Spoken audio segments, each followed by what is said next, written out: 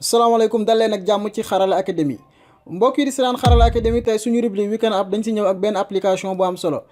application boobu mi ngi tudd WhatsApp business voilà léegi pour nga télécharger ko mën nga ñëw Play Store ok Play Store ok boo ñëwee Play Store mën nga bind WhatsApp business comme si kaw boo bindee nga recherche après nga installé comme ni ngay installé application yëpp voilà. léegi application bi da mooy njëriñam dalay may nga mën a utiliser beneen numéro WhatsApp ci téléphone comme boo amoon ñaari numéro benn numéro bi bëggoo ñëpp am ko pour nga am ñoo ko jagleel comme say client affaire yooyu mën nga ko jël moom loolu mooy njëriñam comme WhatsApp bu njëkk bi mi ngi nii comme ñëpp bu ñëpp xam moo nekk nii voilà léegi WhatsApp bu njëkk bi moo nekk nii beneen bi muy tudd WhatsApp business moo nekk nii léegi xaaral wan la ni ñaari numéro yi ma si def bokkul comme salut léegi après léegi mu indi réponse bi fii mi ngi nii léegi gis nga salut bi ñëw na gars yi ok voilà léegi ñu ñëw si WhatsApp business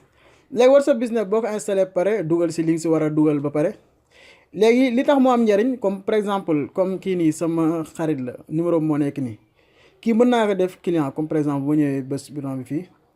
mën naa ñëw fii étiqueté discussion comme léegi kii nii bu dee dafa am commande bu mu def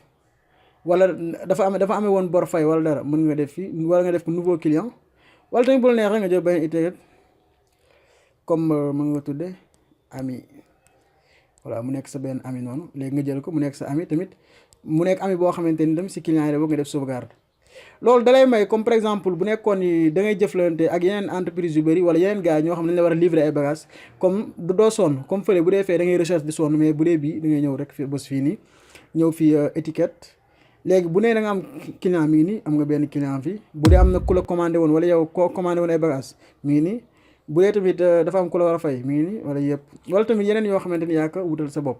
di ko conseil ñëpp WhatsApp business dafa am solo voilà mbokk yi doon seen Xarala Academy li moo nekkoon suñu rubrique weekend app bu dekkee am nga benn application boo xam bëgg nañu ñëw si wala tamit lu la leerul si côté technologie mën nga ko bind si commentaire yi wala nga envoyé ko ci Facebook bi voilà ba beneen yoon ci beneen tutoriel